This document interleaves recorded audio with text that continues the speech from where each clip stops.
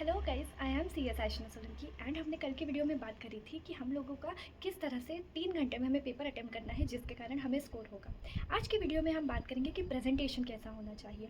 Obvious सी बात है, अगर आपके सामने कुछ खाना रखा जाएगा एंड वो जो खाना है वो नॉर्मल ऐसे ही बस इकट्ठा करके आपको मम्मी जो है वो परस के दे देगी, पूरी एक थाली के अंदर इकट्ठा करके सब रख देगी, तो आप खाना ज़रूर खाएंगे लेकिन आपको उतना स्वाद नहीं आएगा। वहीं पे एक थाली के अंदर आपको प्रॉपर एकदम ऑर्गेनाइज करके बहुत ही अच्छे से डेकोरेट करके खाना जब दिया जाएगा प्रॉपर कटोरी में एंड बहुत प्यारा प्रेजेंटेशन होगा, तो डेफिनेटली आपको वो खाने में 2 गुना ज़्यादा टेस्ट आ जाएगा। क्यों? क्योंकि आपका इंप्रेशन ही उस खाने पे ऐसा पड़ा है कि यार ये कितना टेस्टी लग रहा है, पक्का टेस्टी होगा। फर्स्ट इंप्रेशन अच्छा पड़ा है, इट मीन्स हमें वो खाने में और ज़्यादा मज़ा आएगा, टेस्ट आएगा। वैसे ही एग्ज़ाम में भी होता है, जब पेपर चेकर हमारा पेपर चेक करता है तो उसके ऊपर हमारा फर्स्ट इंप्रेशन कि हम कैसे हैं वो हमें पर्सनली नहीं जानता है, लेकिन हम कैसे हैं वो हमारे आंसर शीट उसके सामने जो है वो बताती है कि हम कैसे, हमारी मेहनत कैसी है और हम लोग डिज़र्व करते हैं या नहीं करते हैं। इसीलिए प्रेजेंटेशन बहुत क्रूशियल होता है। तो प्रेजेंटेशन होना कैसा चाहिए? जो भी आंसर पैराग्राफ में लिखेगा उसे मार्क्स नहीं मिलेंगे। यस, आप खुद एक एग्ज़ाम में नोटिस करना कि आपके जहाँ मार्क्स कटे होंगे ना, वहाँ आप खुद की मॉडल आंसर शीट जो है वो आरटीआई के थ्रू या फिर अपने आईसीएसआई के थ्रू मंगवा के देखें एंड आप नोटिस करना कि आप लोगों के मार्क्स उसी जगह पे कटे हैं जहाँ पे आपने आंसर्स को पैराग्राफ में गंदे तरीके से लिखा है। वहीं ऑन दी अदर हैंड जब आप सारे आंसर्स पॉइंट्स में लिखेंगे ना, तो वो एक प्यारा इंप्रेशन छोड़ के जाता है सामने वाले के ऊपर कि वाओ, इसने हर चीज़ को पॉइंट में मैंशन किया है। पॉइंट्स हमारे लिखने में भी ईजी होते हैं, साथ में पढ़ने वाले के लिए भी बहुत ईजी होते हैं, क्योंकि उसकी मेहनत नहीं जाती है पैराग्राफ एक एक पैराग्राफ पढ़ने में। आप कोई भी अगर नॉवेल या बुक भी खरीद के लाएंगे ना, उस बुक में अगर सिर्फ इकट्ठी पूरी बुक 100 पेज की रहेगी एंड इकट्ठा पूरा ऐसे दे दिया जाएगा पैराग्राफ में लिख के, बहुत बोरिंग लगेगा एंड आपकी पढ़ने की भी इच्छा नहीं होगी। वहीं ऑन दी अदर हैंड कुछ बुक्स में पिक्चर्स होंगे एंड अगर वो बुक में प्रॉपर पैराग्राफ की जगह पॉइंट्स में दिया हुआ होगा, पॉइंटर्स होंगे, सुंदर तरीके से प्रेजेंटेशन होगा, तो आपको पढ़ने में मज़ा आएगा उस बुक को। Same goes with the examiner, जब भी वो पेपर चेक करता है तो उसे जब आंसर्स पॉइंट्स में दिखते हैं तो उससे इंप्रेशन अच्छा जाता है एंड उसके लिए पेपर चेक करना ईजी हो जाता है। मेक श्योर आप उसकी मेहनत बचाएं, आप ईजी बनाए पेपर चेक करना, उसके लिए देखना आपके लिए मार्क्स स्कोर करना ईजी हो जाएगा एंड आपको वो ज़्यादा मार्क्स देगा क्योंकि आपने उसकी मेहनत बचाई है, तो आप लोगों के लिए बेनिफिट होगा ये।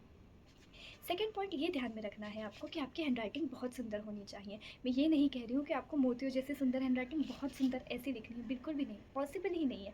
हैंडराइटिंग तो बचपन से होती है हमारी, पर जो आपकी हैंडराइटिंग है उसी हैंडराइटिंग को स्टार्टिंग के कुछ आंसर्स में ध्यान रखें कि बहुत प्यारे तरीके से लिखें। स्टार्टिंग के 5 6 7 आंसर्स आप लोगों के बहुत सुंदर हैंडराइटिंग में होने चाहिए। उसके बाद अगर आपको जल्दी लिखना है, पेपर कंप्लीट करना है, तो हैंडराइटिंग थोड़ी सी आप ऊपर नीचे कर सकते हैं, लेकिन स्टार्टिंग के कुछ आंसर्स में आपकी हैंडराइटिंग बहुत ज़्यादा सुंदर होनी चाहिए। सुंदर मीन्स ऐसी कि आपको भी लिखते हुए समझ आए कि आप लिख क्या रहे हैं एंड सामने वाले को भी समझ आए कि आपने लिखा क्या है। उसके बाद आप लोगों को अंडरलाइन करना है। काफ़ी बच्चे जो होते हैं इस चीज़ को गलत समझ लेते हैं एंड उन्हें ऐसा लगता है कि जो लिखा है गलत भी लिखा है, भले हमें सही सेक्शन याद भी नहीं आ रहा है तो भी हमने अंडरलाइन करते हैं, बहुत सारा अंडरलाइन कर देते हैं। ऑलमोस्ट उनको लगता है हमारे लिए तो सभी इंपॉर्टेंट है, सब अंडरलाइन करके आ जाते हैं। वो भी एक बड़ी मिस्टेक होती है। अंडरलाइन सिर्फ वो करिए जिसमें आपको कॉन्फिडेंस है आपने सही लिखा है। अगर आप कोई केस कोट कर रहे हैं और आपको पता है वो सही है तो अंडरलाइन करिए, क्योंकि याद रखिए अंडरलाइन चीज़ के ऊपर सामने वाले का सबसे पहला निगाह उसकी वहाँ जाएगी एंड उसका अटेंशन वहाँ जाएगा उस चीज़ पे। और अगर आप कोई भी ऐसी चीज़ अंडरलाइन कर रहे हैं जिसमें आप खुद श्योर नहीं है, तो वो मार्क्स दिलाने के बजाय मार्क्स गंवाने पे आ सकते हो आप। इसीलिए बेटर है जहाँ आप थोड़े श्योर हो कि ये चीज़ बिल्कुल सही है, उस पॉइंट को अंडरलाइन करिए। सारी इंपॉर्टेंट चीज़ों को हमें अंडरलाइन इसलिए करना है ताकि सामने वाला जो है उसके लिए पेपर चेक करना ईजी हो जाए एंड वह बहुत ज़्यादा जाके एकदम डीप में सारी चीज़ें नहीं भी पढ़ पाए अगर, तो एटलीस्ट इंपॉर्टेंट चीज़ें पढ़ के उसे ऐसा लगे यार इंटेलिजेंट बच्चा है, ठीक है मार्क्स दे दो। तो मेक श्योर आप स्टार्टिंग के कुछ आंसर्स तो अंडरलाइन कर ही रहे हैं। अगर आगे जाने के बाद अगर थोड़ी आपके पास टाइम कम बचता है एंड जल्दी हो जाती है आपको, तो उस टाइम पे आप अंडरलाइन इग्नोर कर सकते हैं, लेकिन मेक श्योर आप स्टार्टिंग के कुछ आंसर्स में लीगल वर्ड्स हो गए, केस लॉज हो गए, इंपॉर्टेंट केसेस हो गए, सेक्शंस हो गए, प्रोविजंस हो गए, रूल्स हो गए, एटलीस्ट इनको तो अंडरलाइन करके चल ही रहे हैं।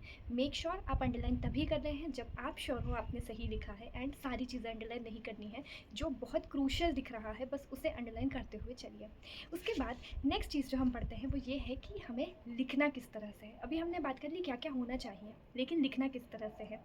मैंने ना एक एग्ज़ाम एग्जीक्यूटिव में जो दी थी उसमें मैंने सिर्फ नॉर्मल आंसर्स पॉइंट्स में लिख कर आई थी मैं, मार्क्स मिले नो डाउट, मैं पास भी हुई हूँ, लेकिन एग्जामेशन नहीं आया था। ऑन दी अदर हैंड मैंने प्रोफेशनल में ये चीज़ ट्राई करी थी कि यार मुझे एग्जामेशन तो चाहिए है, उसके लिए मैंने ये टेक्निक अपनाई थी जिसके कारण मुझे एग्जामेशन आए थे, एंड एक नहीं 4 सब्जेक्ट में।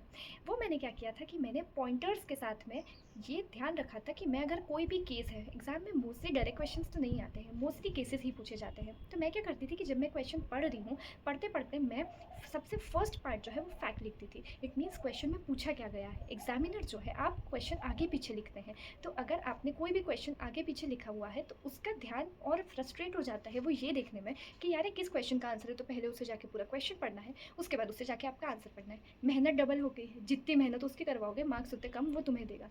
इसीलिए फैक्ट खुद ही लिख दो, फर्स्ट पॉइंट करके 4 वर्ड में कि इस क्वेश्चन में ये पूछा गया है, सेकंड पॉइंट पे इतना। इट मीन्स सबसे पहले फैक्ट आने चाहिए। फैक्ट जो है 3-4 पॉइंट में लिख दो, क्वेश्चन पढ़ते जाओ एंड लिखते जाओ कि इस क्वेश्चन में पूछा ये गया है। सबसे पहले फैक्ट्स आने चाहिए, फिर उसके बाद प्रोविजंस। इट मीन्स क्या क्या सेक्शंस, एप्लीकेबल प्रोविजंस, रूल्स, क्या क्या चीज़ें इसके अंदर एप्लीकेबल हो रही है, एंड देन उसके बाद आप पूरा एक्सप्लेन करो उस प्रोविजन को, एंड उसके बाद में आएगा कंक्लूजन। 4 पार्ट में आपका जो आंसर है वो डिवाइड होना चाहिए, फैक्ट, प्रोविजन, बॉडी, कंक्लूजन।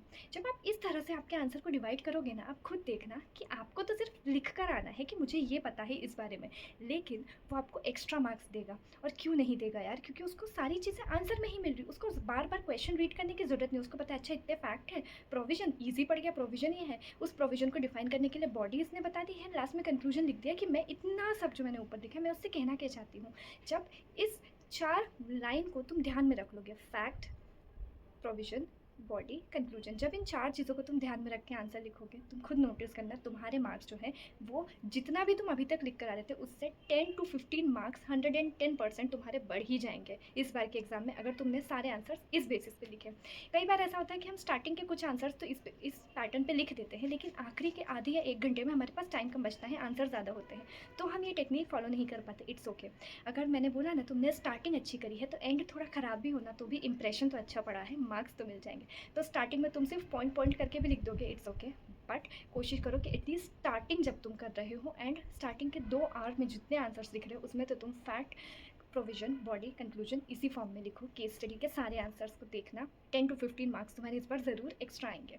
एक चीज़ जो आप लोगों को अभी तक किसी ने नहीं बताई होगी, क्योंकि मोस्ट ऑफ द पीपल ये चीज़ जानते ही नहीं है, तुम अगर अपनी पुरानी कोई भी अटेम्प्ट की आंसर शीट मंगवा के देखोगे तो तुम्हें पता पड़ेगा कि एग्जामिनर जो होता है वो कभी भी मार्क्स जब देते हुए जाता है ऐसा नहीं देता है 3 मार्क्स 4 मार्क्स 5 मार्क्स, नहीं। क्वेश्चन में हमें पता है कि ये क्वेश्चन 5 मार्क का है, हमें पता है 8 मार्क का है, लेकिन जो एग्जामिनर के पास में जो गाइडलाइन आंसर होते हैं उसमें उससे लिखा हुआ दिया जाता है कि इतने, अगर इसने ये प्रोविजंस और यहाँ तक का आंसर दिया, इट मीन्स यहाँ तक 3 मार्क्स देने हैं, कंक्लूजन का 1 मार्क्स देना है, इतना 1 मार्क का है, इतना 2 मार्क का है, इतना 5, उसको मार्क्स का बाइफर्केशन भी प्रोवाइडेड होता है। इसीलिए तुम नोटिस करना कि तुम्हें आंसर्स में marks most of the cases में 3+1, 4+1, 2+2 ऐसे दिए जाते हैं। ये क्यों होता है? क्योंकि एग्जामिनर के पास गाइडलाइन आंसर है और उसे बताया गया कि कितना लिखने पे कितना देना है मार्क्स। इसीलिए कोशिश करो कि तुम सारे अच्छे आंसर्स को पॉइंट्स में लिखो, सेक्शंस कोड करो एंड सारी चीज़ें इस पैटर्न में लिखो कि तुम्हारा जो मैंने बताया कि पैटर्न जो है वो इस तरह से होना चाहिए कि फैक्ट, प्रोविजन, बॉडी, कंक्लूजन। तो जब इस तरह से तुम सारी चीज़ों को लिखोगे ना, तो अगर स्टार्टिंग के कुछ तुमने गलत भी लिखा ना, तो बाद का जितना तुमने लिखा ना एटलीस्ट 1 मार्क 2 मार्क उसका वो देकर जाएगा। क्यों? क्योंकि उसके गाइडलाइन आंसर में उसको मार्क्स का बाइफर्केशन दिया है, लेकिन हमें नहीं पता है कि मार्क्स का कुछ बाइफर्केशन भी है, हमें सिर्फ लगता है कि 5 मार्क का है, 8 मार्क का है। प्रॉब्लम यहाँ होती है। इसीलिए ध्यान रखो ये छोटी छोटी चीज़ें। अगर तुम वीडियो में यहाँ तक आए हो तो एक छोटी सी टिप ज़रूर लेकर जाओ कि कोशिश करना कि 100 मार्क का पेपर पूरा कंप्लीट करो। मैं जानती हूँ डिफ़िकल्ट होगा, लेकिन अगर तुमने 100 मार्क का पेपर कंप्लीट किया तो चांसेस है कि तुम 60+ तो ले ही आओगे। वहीं अगर तुम 80 मार्क्स से कंप्लीट करके आओगे ना तो 40 ही आएंगे। इसीलिए कोशिश करो कि 100 मार्क का पेपर पूरा हो जाए। अगर एंड के कुछ आंसर नहीं भी आते हैं ना तो भी छोड़ो मत, गलत लिखो, कुछ भी लिखो, पर लिख कर ज़रूर आओ। हो सकता है उसकी नज़रों में तुम्हारा स्टार्टिंग का इंप्रेशन इतना पड़ा हो, अच्छा बना हुआ हो ना, कि वो एंडिंग में तुम्हें मार्क्स देकर ही जाएगा कि कोई बात नहीं यार, इंटेलिजेंट बच्चा है, एक आध आंसर शायद जल्दी जल्दी में गलत लिख दिया हो, 1 या 2 मार्क्स वो देकर जाएगा।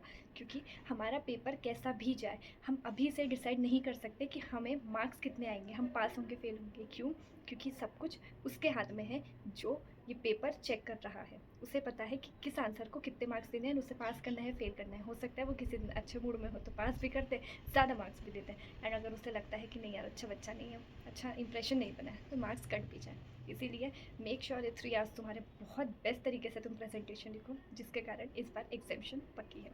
मिलते हैं नेक्स्ट वीडियो में, तब तक के लिए all the best, bye bye.